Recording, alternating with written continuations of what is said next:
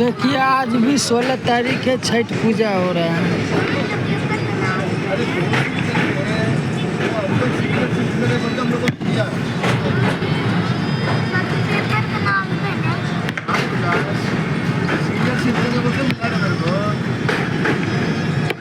AC में नहीं है, कोई भी एसी में खाली करेगा।